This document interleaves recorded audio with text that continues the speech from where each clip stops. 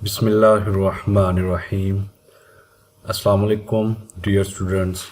I am Mohammad Junaid Iqbal, subject specialist mathematics. आज के lecture में हम एक्सरसाइज नंबर 1.3 का क्वेश्चन नंबर 4 करेंगे। And before going to our today's topic, let us recall the steps to represent sets through one diagram and we can bifurcate it as relation between sets. Relation between sets में आपको पता है कि sets हमने तीन तरह के पढ़े हुए हैं, जिसमें पहले नंबर पर डिसजॉइंट सेट्स। ये वो सेट्स होते हैं जिनमें कोई भी कॉमन एलिमेंट नहीं होता। और उसके बाद ओवरलैपिंग सेट्स, ऐसे सेट्स जिनमें कुछ एलिमेंट्स कॉमन हों लेकिन दोनों सेट्स में कुछ डिफरेंट एलिमेंट्स भी हों, उनको ओवरलैपिंग सेट्स कहते हैं।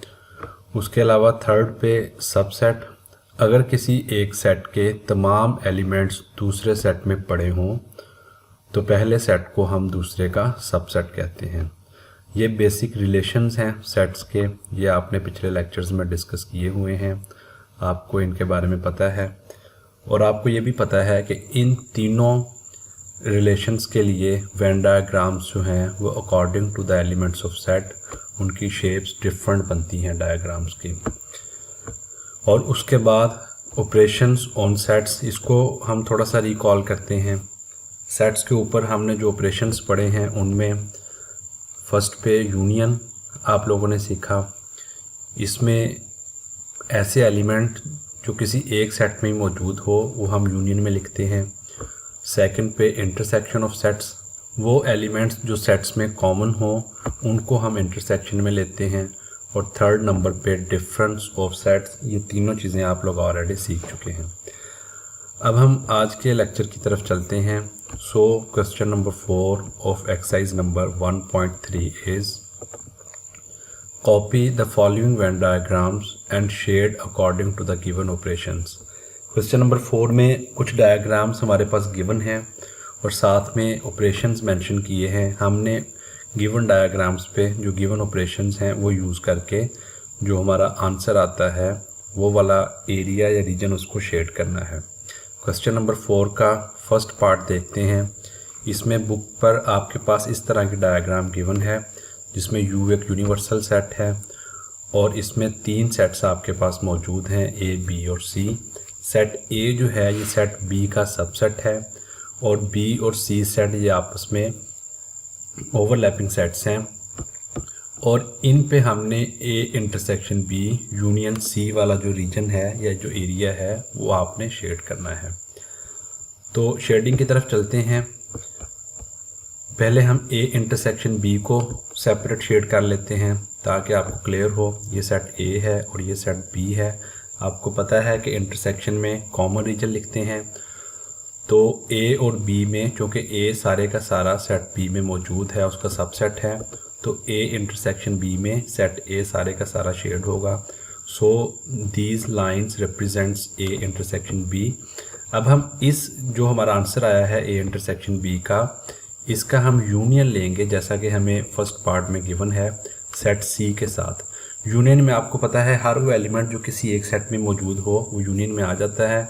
सो इस रीजन का हम यूनियन लेने जा रहे हैं C के साथ, तो यूनियन में सेट A और C दोनों शामिल हो जाएंगे। बिल्कुल इजी काम है।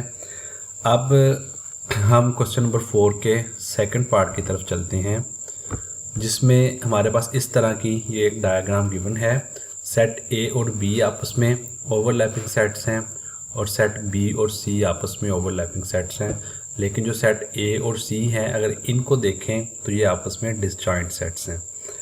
तो इसके ऊपर जो हमने ऑपरेशन यूज़ करना है वो है A union B intersection C। बिल्कुल फर्स्ट पार्ट की तरह पहले हम A और B सेट का यूनियन लेंगे, वही तरीक़ेकार पहले वाला कि यूनियन में A और B दोनों सेट आ जाएंगे आंसर में। सो these lines represents A union B। अब जो हमारे पास आंसर आया है A यूनियन B का, जिसमें A और B दोनों सेट्स सारे इंक्लूड हैं, इनका अब हमने इंटरसेक्शन लेना है C के साथ। इंटरसेक्शन में चूँकि आपको पता है सिर्फ कॉमन एलिमेंट्स लेते हैं या कॉमन रीजन लेते हैं, तो इनका सी के साथ जो कॉमन रीजन बनता है वो ये वाला रीजन बनेगा। सो हमारे आंसर में ये रीजन आएगा, ये जो मैंने आप मेंशन किया है। So we can say that these lines represents A union B intersection C. तो इस डायग्राम में A union B intersection C में सिर्फ ये वाला रीजन आएगा। अब थर्ड पार्ट की तरफ चलते हैं।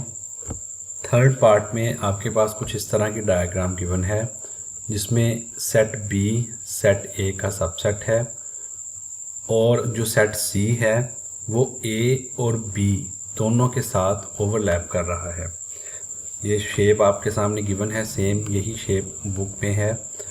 दोबारा मैं बता देता हूँ कि सेट ए और बी जो है वो ए का सबसेट है, लेकिन जो सेट सी है वो ए और बी दोनों के साथ ओवरलैप कर रहा है, जैसा कि ये रीजन देख के आपको समझ आएगी।